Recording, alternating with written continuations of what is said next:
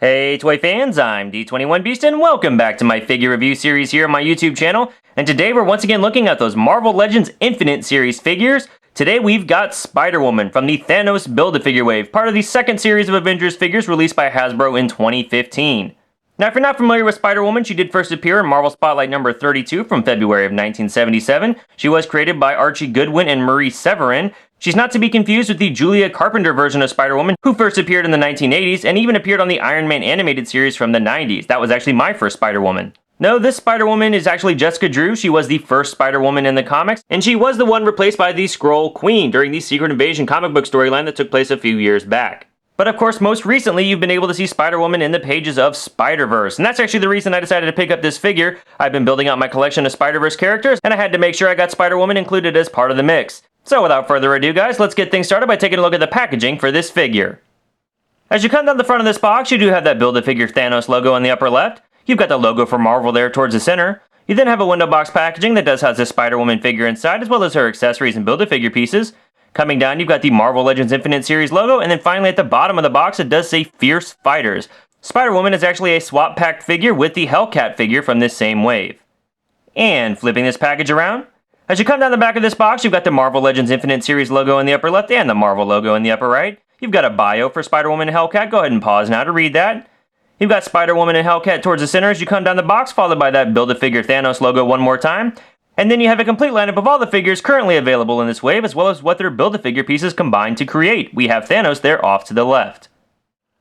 Alright guys, well that's the packaging. Let's say we get Spider-Woman out of the box and see what she's all about. And here we go, toy fans. We've got Spider-Woman out of the box. Now, on first impressions, you can definitely tell this figure is a bit of a reuse of what we saw with the Black Cat and the Miss Marvel figures that were released last year. They've got the same upper torso, same lower torso, same thighs, same arms, really just a lot of the same recycled pieces. But I'm okay with that. I think that these body sculpts are really great, and I think that it's been a long time coming getting actual great female body sculpts for Marvel Legends. So for the time being, Hasbro, feel free to reuse that body sculpt as many times as you need to either redo or give us female figures that we haven't received in the past. Now that said, sculpting aside, I do really enjoy the paintwork that we have on this Spider-Woman figure. As you take a look at the head sculpt here, you're going to see that she does have a very clean paint job there on the face. Her eyes are painted very nicely, and the triangle on her forehead's painted nicely, the lips are painted nicely, and then the flesh tone is actually painted pretty nicely as well. Coming down the figure, you can see that she does have the paint lines on her shoulders, on both sides here. She's got the paintwork continuing here on the chest and on the torso. Now, it's worth noting that the paint shading on my Spider-Woman figure, if you can tell here, is not quite centered. The darker yellow tint on that upper triangle is actually off to the right a little bit. Kind of sucks, but, you know, overall I'm happy with the paintwork as it is. I do wish I was a little bit more clean. Also, we see here that there's sort of a line coming in between the chest here, and it's not completely straight. The triangle itself is a separate piece, and then they've painted a line in the center there. I wish that it was actually more in line with each other, but it is what it is. And coming down the figure, you'll see that there is even a little bit of paint mess here around the belly button of the figure. There's almost a dark colored paint there at the top, here above and then down below. Not sure what that's actually from. Let's go ahead and pull off this other wing piece. We'll talk about those in just a moment. And then as we come down the figure here, you're going to see that there's not really any paint shading on the legs. There's paint here on the top of the leg where they've added the red on the yellow plastic. There's even paint shading on the boot. The feet themselves, though, actually don't have any paint shading. It does kind of stick out just a little bit. But then we have a little bit of paint shading here on the forearm where there's some paint here on some yellow plastic, and again they've painted sort of the elbow area of a yellow piece of plastic there. And then we have the hands here that actually don't have, or have paint shading on the inside of them, but they don't have any paint shading on the back side.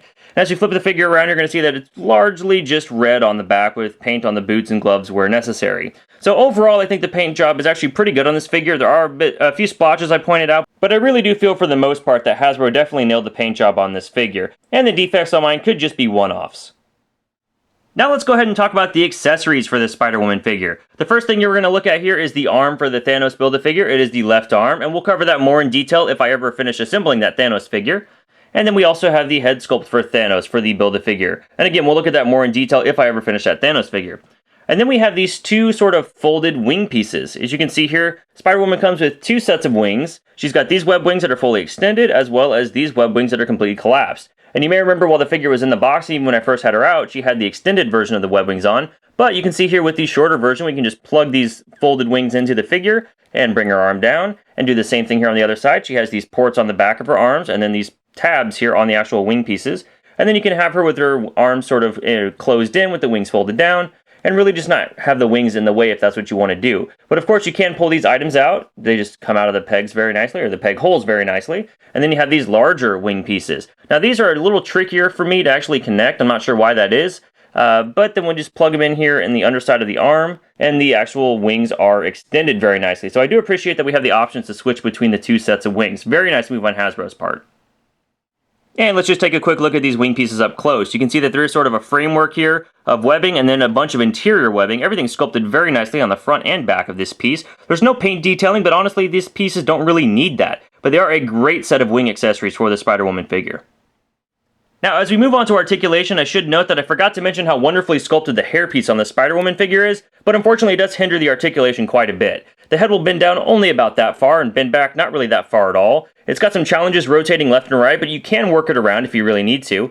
The shoulder joint will rotate all the way around and bend out and up from the body about that far. There is full bicep rotation here, as well as a single jointed elbow, that bends down at 90 degrees and rotates all the way around. There's also hand articulation, so the hand can bend back that far and down that far, and it also rotates all the way around. We have that same articulation here on the other side of the figure. She's got the same diaphragm joint that we saw with Black Cat and with the Miss Marvel figure. No waist articulation, but she does have a hip joint that'll bend forward that far, bend back that far, bend out from the body, not so much, but there is a full rotation at the upper thigh. There is double jointed knees that collapse in very nicely, as well as having an ankle that will bend forward, not really that far at all. Actually, the sculpt of the figure, or the sculpt of the foot rather, prevents the foot from going forward very far, but then it bends back very nicely and has that Hasbro ankle pivot. So a great range of articulation overall. I do wish those feet could bend up a little better, and I do wish the hair wasn't as restrictive on this figure, but I don't feel like the overall posability of this figure is hindered that badly. Height-wise, we can see that Spider-Woman comes in just a little bit under 6.5 inches tall. For some size comparison, here we have Spider-Woman compared to the Hasbro Miss Marvel and Black Cat figures that were released in 2014. Here she is compared to some other Spider Femme Fatales released by Hasbro earlier this year. We've got Spider-Girl and the Ultimate Universe version of Spider-Woman. Now, while I no longer have the Toy Biz version of Spider-Woman that was released in the mid-2000s, I do have the Toy Biz version of Wasp, which shares a lot of the same pieces that the original Spider-Woman figure actually had. You can get kind of an idea for a size comparison here, and what the difference between each figure might be. I do think the better sculpt is here on the left. And finally, here she is compared to the 6-inch scale Marvel Legends Infinite Series Wolverine. Huh, another Spider character? I've got to get me a bigger fan club. Hey! Alright, toy fans, well that's my review of the Marvel Legends Infinite Series Thanos Build-A-Figure Wave Spider-Woman figure released by Hasbro in 2015. Overall, I really do enjoy this Spider-Woman figure, and I think she's a must-get for any Spider-Verse fan or any Avengers fan. She's really a great piece to complete your collection. The sculpting is nice, the paintwork is nice. True, I've got a couple of defects on my figure, but I've got to assume that's just a one-off and not going to be the same case for everyone out there. Let me know in the comments below if you experience differently. But this is really a great figure that you don't want to miss out on. Definitely check her out. Also, Hasbro, if you're listening, please give us a repaint to this figure with the Julia Carpenter version of Spider-Woman. I would pre-order that in a hot minute. Well, thanks for watching this review, guys. I hope you enjoyed it. If you like what you saw here, please feel free to rate, share, subscribe, and we'll catch you next time.